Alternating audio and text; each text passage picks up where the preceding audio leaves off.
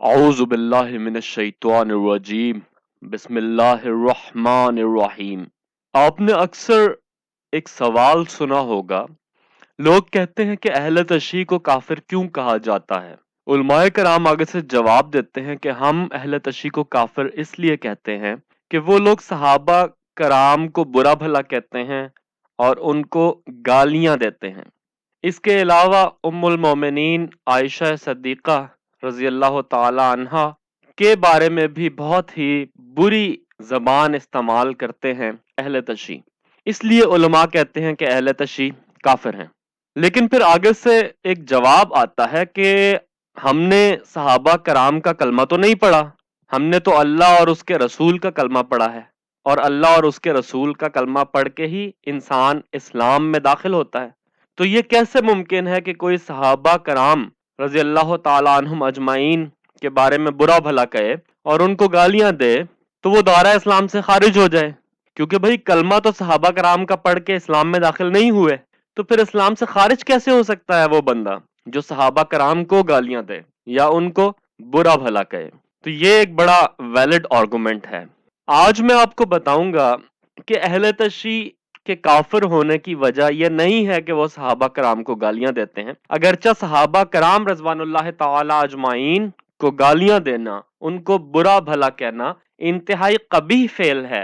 ام المومنین عائشہ صدیقہ رضی اللہ تعالی عنہا جو ہماری ماں ہیں، ان کو برا بھلا کہنا، گالیاں دینا انتہائی برا کام ہے۔ اس سے برا اور کام کیا ہو سکتا ہے کہ ایک اولاد اپنی ماں کو گالیاں دے؟ اس سے برا کوئی کام کائنات میں ہو ہی نہیں سکتا کہ کوئی بچہ، کوئی اولاد اپنی ماں کو برا بھلا کہے، گالیاں دے اور اس کے بارے میں بدترین زبان استعمال کرے۔ لیکن جب بات آتی ہے کسی کے کافر ہونے کی یا مسلمان ہونے کی تو یہ معاملات بہت نازک ہوتے ہیں۔ آج ہم آپ کو ٹھوس دلیل سے بتائیں گے کہ شیعہ اگر کافر ہیں تو کافر کیوں ہیں، اور اس لیے نہیں کہ وہ صحابہ کرام کو گالیاں دیتے ہیں، بلکہ اس لیے کہ وہ قرآن کے منکر ہیں۔ آج میں آپ کو 4 دلیلیں دوں گا اور اس دلیل کو کوئی ریجیکٹ نہیں کر سکے گا، اور تاریخ کائنات میں اس بات پہ ایک دلیل قائم ہو جائے گی کہ اہل تشیع قرآن کے منکر ہونے کی وجہ سے کافر ہیں۔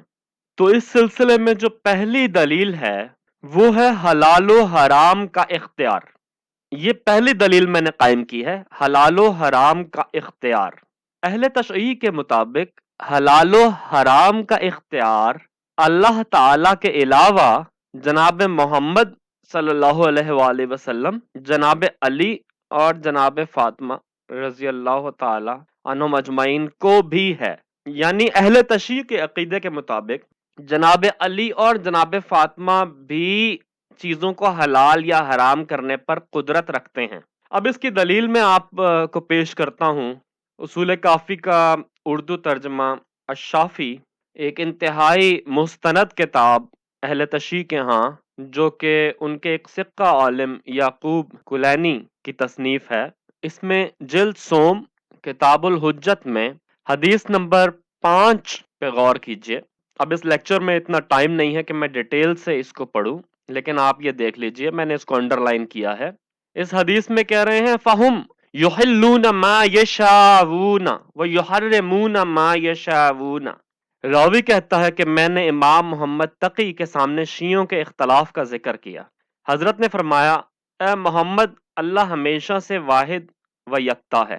پھر اس نے محمد، علی اور فاطمہ کو پیدا کیا اور ان حضرات کو ان کی خلقت پر گواہ بنایا اور ان کی اطاعت کو لوگوں پر واجب کیا اور ان کے معاملات کو ان کے سپرد کیا۔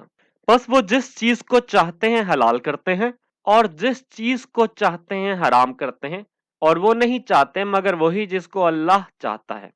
تو یہاں سے آپ کو اہل تشیع کا حلال و حرام کا عقیدہ سمجھ آ گیا کہ اہل تشیع کے نزدیک حلال و حرام کا اختیار اللہ اور رسول اللہ صلی اللہ علیہ وآلہ وسلم کے علاوہ جناب علی اور جناب فاطمہ کو بھی ہے۔ حالانکہ ہمارا عقیدہ یہ ہے کہ جناب محمد علیہ الصلوۃ والسلام، ہمارے نبی آخر الزمان صلی اللہ علیہ وآلہ وسلم کو بھی جو حلال و حرام کا اختیار ہے وہ اللہ کے حکم سے ہے، کہ اللہ نے جو وحی کی کہ یہ حلال ہے اور یہ حرام ہے، نبی علیہ الصلوۃ والسلام نے ویسا ہی امت کو بتا دیا کہ یہ حلال ہے اور یہ حرام ہے۔ اب میں آپ کو بتاتا ہوں کہ قرآن حلال و حرام کا عقیدہ کے بارے میں کیا کہتا ہے۔ سورہ توبہ آیت نمبر 29 اللہ تعالیٰ فرماتا ہے ما حرم اللہ و رسولہ، ان سے جنگ کرو جو اللہ پر ایمان نہیں لاتے اور نہ پچھلے دن پر اور نہ ہی ان چیزوں کو حرام ٹھہراتے ہیں۔ یہ آیت کے پچھلے حصے کا ترجمہ، جو اللہ اور اس کے رسول نے حرام کی۔ تو سورہ توبہ کی یہ آیت کہہ رہی ہے کہ حلال و حرام کا اختیار اللہ اور اس کے رسول کو ہے۔ تو پتہ چلا کہ مسلمان کا ایمان اور یقین ہوگا کہ حلال و حرام کا اختیار صرف اللہ اور اس کے رسول کا ہے، بات ختم۔ لیکن اہل تشیع کا کیا عقیدہ ہے کہ حلال و حرام کا اختیار اللہ، اس کے رسول اور ان کے علاوہ جناب علی اور جناب فاطمہ کو بھی ہے۔ تو اب آپ دیکھ لیجئے کہ اہل تشیع قرآن پاک کی اس آیت کا انکار کر رہے ہیں اور کھلے عام انکار کر رہے ہیں۔ میری دوسری دلیل کا عنوان ہے نبی علیہ الصلوۃ والسلام کی بیٹیاں۔ بادشاہ کے گھر میں کھڑا ہوا ہوں، قبلہ حافظ صاحب سے لے کے جتنے بندے بھی علم العادات جانتے ہیں، سب کے سروں پہ قرآن رکھنا اور پوچھنا عدد کیا ہے تمہاری شہزادی کا؟ 9۔ 31 برس کی زندگی میں جو کمایا اس بندے کے حوالے کر دوں گا جو مجھے 9 تقسیم کر دے۔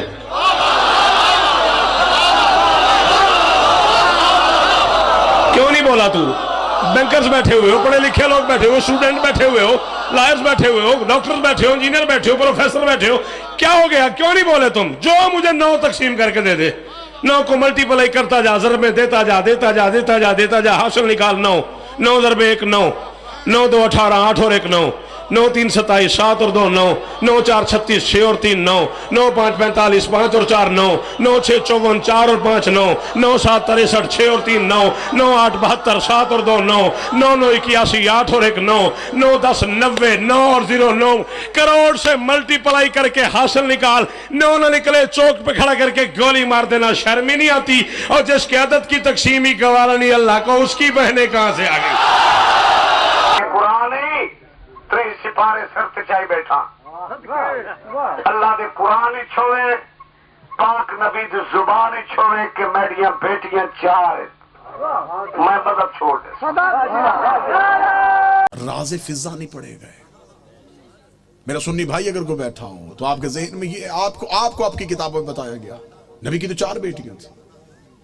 قطن میرا کوئی سنی بھائی یہاں سے ایسا عقیدہ نہ لے کے جائے، ہم آپ کو بالکل صاف اور شفاف عقیدہ دیں۔ نبی کی 1 بیٹی تھی۔ اگر ہم نبی کی 1 بیٹی مانتے ہیں تو ہم باقی 3 کو کیوں نہیں مانتے؟ ہم انہیں بھی مانیں گے۔ آپ ثابت کر کے دکھاؤ۔ اب میرا سنی بھائی مجھ سے پوچھے کہ پھر یہ کہانی کیا ہے؟ یہ رسول کی حقیقی بیٹیاں نہیں۔ رسالت مآب کا پہلا عقد ہوا تھا ملکۃ العرب جناب خدیجہ سے۔ جناب خدیجہ عرب کی رئیسہ خاتون تھی۔ بی بی خدیجہ کی ایک بہن تھی حالہ بنت وہب۔ یہ 3 بیٹیاں جناب حالہ کی تھی جو جناب خدیجہ کے گھر میں پرورش پا رہی تھی۔ جب بی بی خدیجہ کا عقد ہمارے نبی سے ہوا تو بی بی خدیجہ نے نبی سے اجازت مانگی کہ میرے گھر میں 3 یتیم بچیاں پل رہی ہیں، اگر آپ اجازت دے تو میں انہیں ساتھ لے کے آؤں۔ رسول نے انہیں اپنے گھر بلوا لیا، پھر یہ رسول کے گھر میں آئی، پھر ان کو یتیم پالنے کا ہنر ایسا آتا تھا۔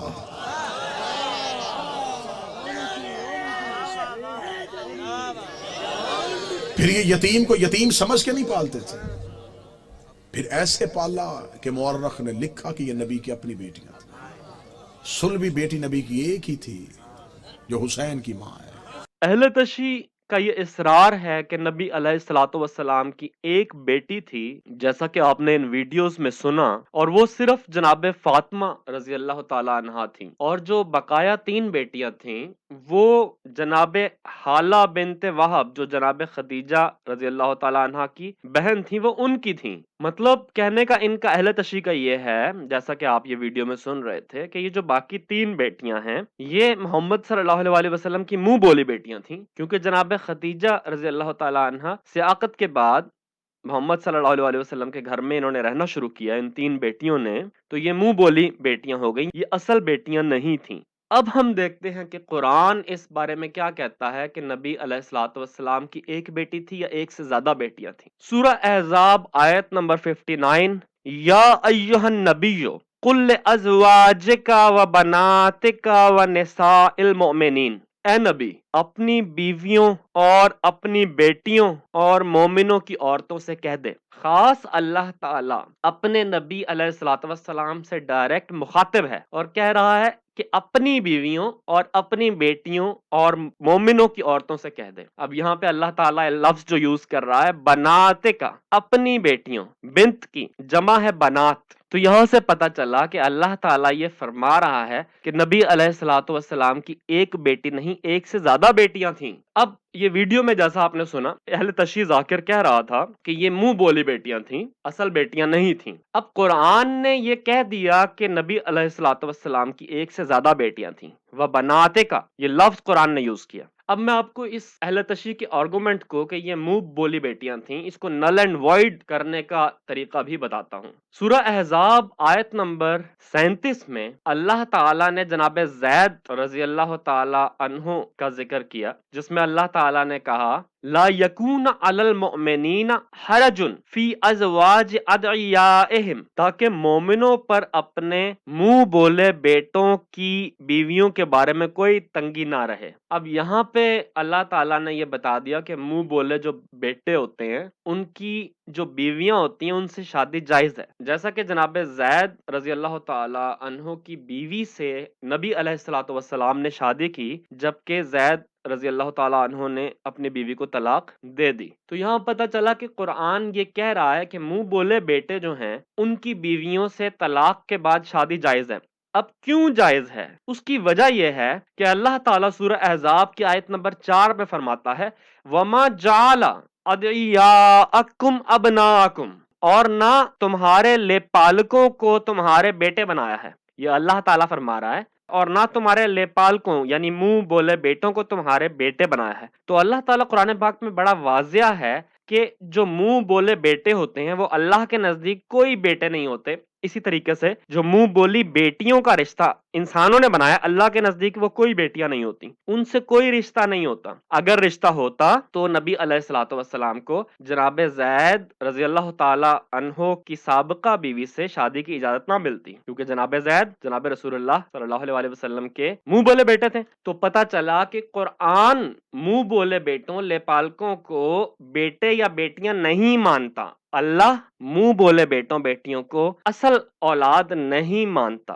جب اللہ منہ بولے بیٹوں اور بیٹیوں کو اصل اولاد مانتا ہی نہیں، تو سورہ احزاب کی آیت نمبر 59 میں دیگر 3 بقول اہل تشیع منہ بولی بیٹیاں جو رسول اللہ علیہ الصلوۃ والسلام کی تھیں، ان کو اللہ تعالی رسول اللہ کی اپنی بیٹیاں کیوں کہے گا؟ اس کا کوئی جواز نہیں ہے. یہ ممکن ہی نہیں کہ قرآن کی ایک آیت کچھ کہے اور دوسری آیت اس کا اپوزٹ کہے. تو پتا چلا کہ کیونکہ اللہ تعالیٰ منہ بولے لے پالک رشتوں کو بیٹے اور بیٹیاں نہیں مانتا، اس لیے اس سورہ احزاب کی آیت نمبر 59 میں جن بیٹیوں کا ذکر ہے وہ رسول اللہ کی اپنی بیٹیاں تھیں، لے پالک یا منہ بولی بیٹیاں نہیں تھیں. تو یہاں سے پتا چلا کہ جو اہل تشیع کا یہ عقیدہ ہے کہ رسول اللہ صلی اللہ علیہ وسلم کی صرف ایک بیٹی تھی، یہ عقیدہ قرآن پاک کی اس آیت سے ٹکراتا ہے. تو ہم کنکلیوڈ کرتے ہیں کہ اہل تشیع قرآن پاک کی اس آیت سورہ احزاب 59 نمبر آیت کو نہیں مانتے. اچھا، اب میری دلیل نمبر 3 ہے جناب ابو بکر رضی اللہ تعالی عنہ کی توہین. تو یہ توہین والی ویڈیوز ذرا دیکھیے. اچھا، نا انصافی اور انصاف کی جہاں تک بات ہے، میں یہاں پہ ضرور ایڈ کروں گی کہ مجھے اکثر لوگ کہتے ہیں کہ میڈم انصاف نہیں ملتا، تو میں کہتی ہوں قیامت تک ملے گا بھی نہیں. وجہ ہے اس کی، بہت بڑی وجہ ہے، کیونکہ نا انصافی اور ہماری جوڈیشری کا بیڑا غرق اس دن ہو گیا تھا جس دن فاطمہ زہرا علیہ السلام انصاف لینے کے لیے دربار گئیں اور ان کو انصاف نہیں ملا، اور نعوذ باللہ ان کو جھٹلایا گیا ان کی گواہی کو. تو یہ جوڈیشری تو اس دن ہی بیڑا غرق ہو گئی تھی. اب میرے پہ چاہے فتویٰ لگا دیں یا جو مرضی کر دیں، آئی ڈیم کیئر.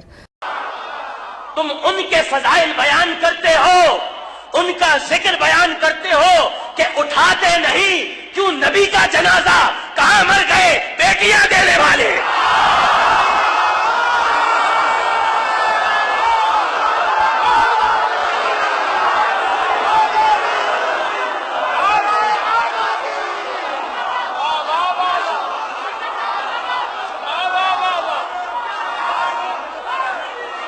اٹھاتے نہیں کیوں نبی کا جنازہ؟ کہاں مر گئے بیٹیاں دینے والے؟ کچھ مانو، علی نہ مانو، کچھ بھی نہیں مانو، بطول کو سب کچھ مانو، فتح نہ مانو، کچھ بھی نہیں مانو۔ اس لیے جب سیدہ دربار میں گئی تھی، بڑی بڑی بہترین بات، جب سیدہ دربار میں گئی تھی تو نبی کی بیٹی نے اپنی فضیلت والی آیتیں نہیں پڑھی۔ لے جی میں اسلام آباد میں جگر ہتھیلی پہ رکھ کے بات کرنے لگا ہوں، اتنا بڑا جگر چاہیے یہ باتیں ممبر پہ کرنے کے لیے۔ بی بی نے 40 آیتیں پڑھی ہیں دربار خلافت میں، بی بی نے ایک آیت بھی اپنی فضیلت کی نہیں پڑھی۔ بی بی انما یرید اللہ پڑھ سکتی تھی، بی بی سورہ کوثر پڑھ سکتی تھی، بی بی آیہ قدر پڑھ سکتی تھی، بی بی نے فضیلت والی آیتیں نہیں پڑھی، بی بی نے اپنے حق والی آیتیں پڑھی، جس سے بی بی کا حق ثابت تھا۔ فضیلت ثابت کرنے کے لیے نہیں آئی تھی، حق ثابت کرنے کے لیے آئی تھی، کیونکہ جو سامنے بیٹھا تھا اگر وہ فضیلت کا انکار کرتا تو وہ گناہگار ہو جاتا، لیکن حق کے انکار سے بندہ گناہگار نہیں ہوتا، کافر ہو جاتا۔ دنیا اس بحث میں ہے کہ حضور معراج پر گئے کہ نہیں گئے، آج تک یہی بحث ہے، کیونکہ ایک گھر سے دو متضاد بیان آئے ہیں۔ باپ نے کہا تھا معراج پر گئے تھے، وہ صدیق بن گیا، بیٹی نے کہا میرے بستر پہ تھے، وہ صدیقہ بن گئی۔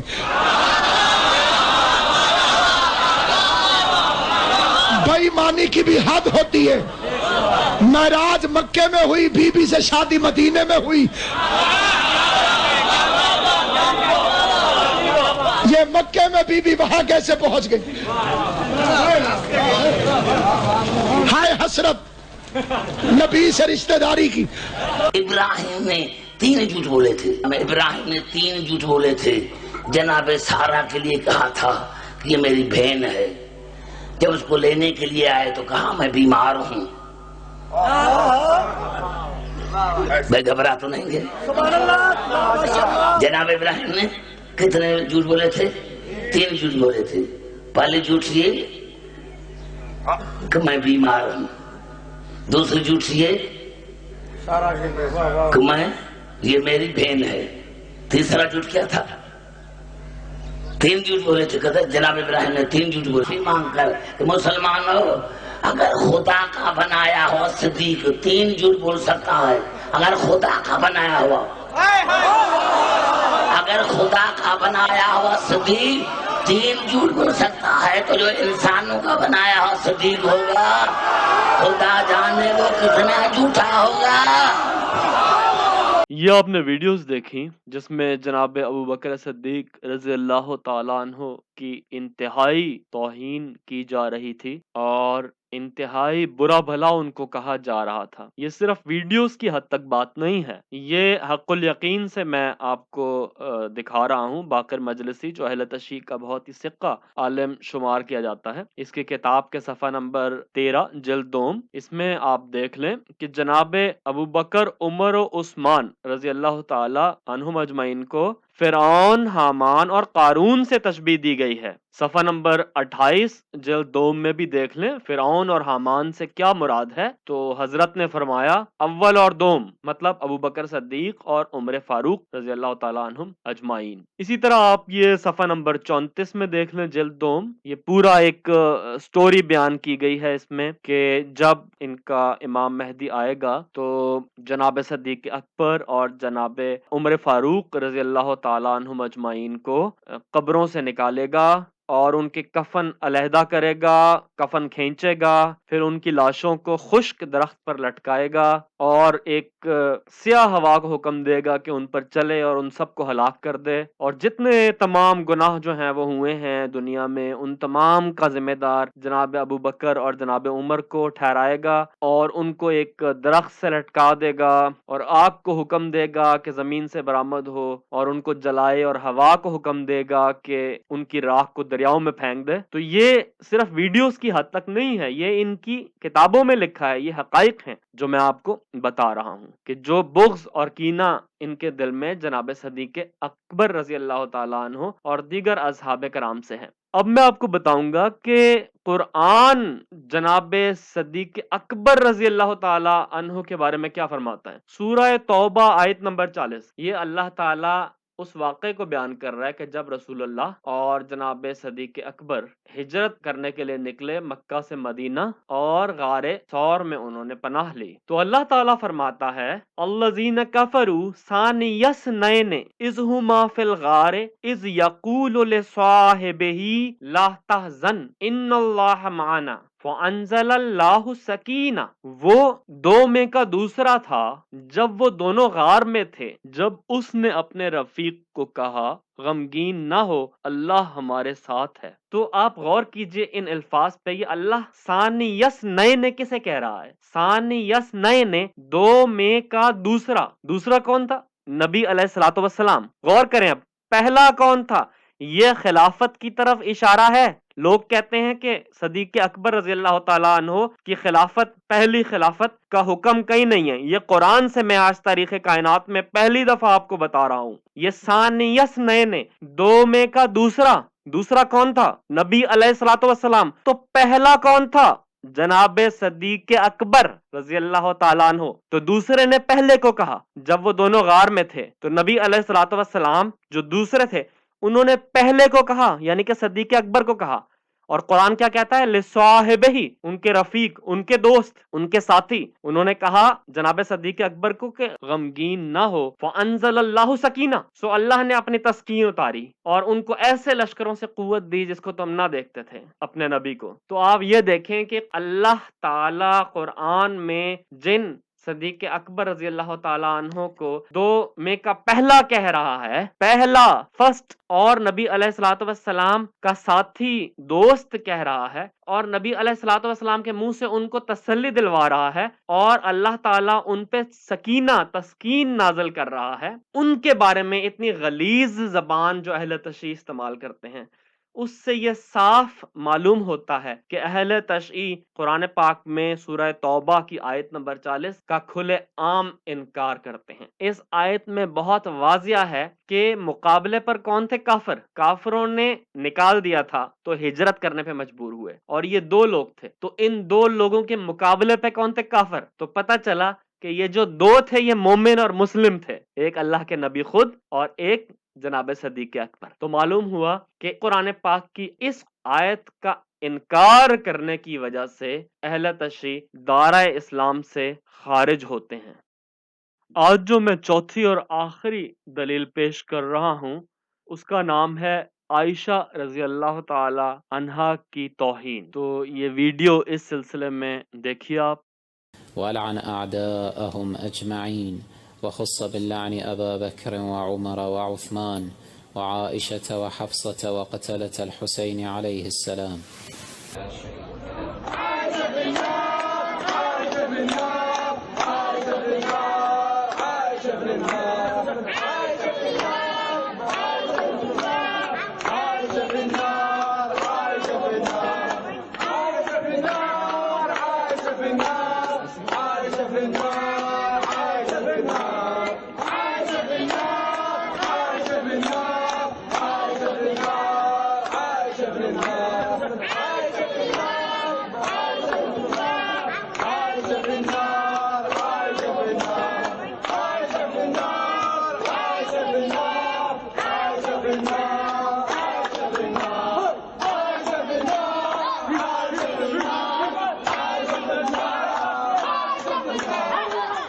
لگا میں دلیلوں کے سر کاٹنے لگا۔ ایک لمحے کے لیے کوٹ شاہ اپنی سماعتیں مجھے ادھار دے دے، اگلے لمحے میں یوں اپنے آپ کو عرش پہ ہلکا محسوس کرو گے۔ یا جب محمد کی آواز آئی، دوبارہ آ کے خیمے میں بٹھایا گیا، علی خود اپنے بیٹوں کے ساتھ گفتگو کرنے کے لیے خیمے کے باہر آئے۔ علی نے فرمایا میں نے پہلے حسن کو بھیجا، پھر میں نے محمد بن ابی بکر کو بھیجا، میں نے بار بار کوشش کی کہ آپ واپس چلی جائیں، لیکن آپ نے اپنی نسبت کا خیال نہیں کیا۔ مجھے رسول کی نسبت بڑی عزیز تھی۔ انہوں نے خیمے کے اندر بیٹھے ہوئے کہا کاش علی تو میری نسبت کو سمجھ آتا، میں مدینے جا کے لوگوں کو بتاؤں گی तूने रसूल की ज़ौजा के साथ ये सलूक किया। इतना कहना था, अली ने खैमे के बाहर से आवाज देगा दोबारा ये फखर अली के सामने ना करना, रसूल की ज़ौजा थी है नहीं, थी है नहीं, इतना जुमला कहना तो उन्होंने कहा किस तरह निस्बत से महरूम कर सकता है। अली ने फरमाया मुझे मोहम्मद ने अपना नफ्स कहा है, मैं नफ्स मोहम्मद होने के तहत आज से आपको निकाह से खारिज कर। किरदार की वजह से फिरौन की बीवी को तस्लीम करते हैं, और किरदार अच्छा न हो नूह की बीवी को नहीं मानते। है नबी की बीवी लेकिन नहीं मानते। कुरान कहता है कयामत के दिन शौहर बीवी को किबला मुफ्ती नहीं पहचाने। मासूमीन से पूछा गया वो कौन शौहर है जो बीवी को नहीं पहचाने। मासूम ने फरमाया वो हजरत मूसा अलैहिस्सलाम, और वो नबी होकर अपनी बीवी को मुंह नहीं लगा रहा, और उसकी बीवी कोई गए गुजरे खानदान की औरत नहीं, जनाब शुएब नबी की बेटी। 12 साल तक हक्कुल महर में नबी ने पानी भरा, और कयामत के मैदान में चुप हो जाओ या बोल पड़ो। रिवायत सुन्नी शिया की कहती है कि मूसा इसे मुंह नहीं लगाए। मैं 4 अलमों के पास खड़ा हूं कि सुन्नी शिया उलमा की जमानत से कहता हूं, जाओ पूछो तो सही तारीख से मूसा की बीवी से जुर्म कौन सा हुआ कि इसे अल्लाह का नबी माफ ही नहीं करेगा। इससे जुर्म यह हुआ कि जराफे पे बैठकर मूसा के फसीह से जंग करने आई। बोलो जिन्हें ज़बान मौला ने अता फरमाई है, जो समझ लो मेरी बात। जराफे के ऊपर बैठकर मूसा के वज़ीर जनाब यूसुफ बिन नून के साथ जंग करने के लिए आई। सुन्नी है सुन्नी रहे, शिया है शिया रहे, मैं किसी का मजहब तब्दील नहीं करता हूं, लेकिन मरने से पहले अपनी खैरत और अपने ईमान से पूछ, नबी के जानशीन से जंग करना इतना बड़ा जुर्म है। नबी की बेटी नहीं बख्शी जाती, उम्मती की बेटी की हैसियत ही क्या। ये वीडियो आपने देखी किस तरह जनाब आयशा सद्दीक़ा रज़ी अल्लाह ताला अन्हा उम्मुल मोमिनीन की बेअदबी कर रहे हैं ये अहले तशी। और ये एक रेफरेंस मैं आपको हक़्क़ुल यकीन जो कि इनके सिक्का आलिम बाक़िर मजलिसी ने लिखी है उसकी किताब से भी एक रेफरेंस दे देता हूँ, जिसमें वो सफ़ा नंबर 18 पे जिल्द 2 में लिखता है कि इमाम मोहम्मद बाक़िर ने फरमाया कि जब हमारा इमाम मेहदी ज़ाहिर होगा तो आयशा को जिंदा करेगा और उस पर हद जारी करेगा, नौज़ुबिल्लाहि मिन ज़ालिक। तो ये बात सिर्फ वीडियोस की हद तक नहीं है, ये इनकी किताबों में दर्ज है। ये तो मैं टाइम कम है तो रेफरेंस बहुत थोड़े दे रहा हूँ, वरना इनकी किताबें इन कुफरिया कलमात से भरी पड़ी हैं। अब आप देखिए कि अल्लाह ताला कुरान पाक में फरमाता है सूरह अहज़ाब आयत नंबर 6, वो अज़वाजुहु उम्महातुहुम, कि नबी अलैहिस्सलातु वस्सलाम की बीवियां उम्मत की माएँ हैं। तो जो अपनी माँ के बारे में बकवास करता है और गाली देता है, आप सोच लें कि वो किस किस्म का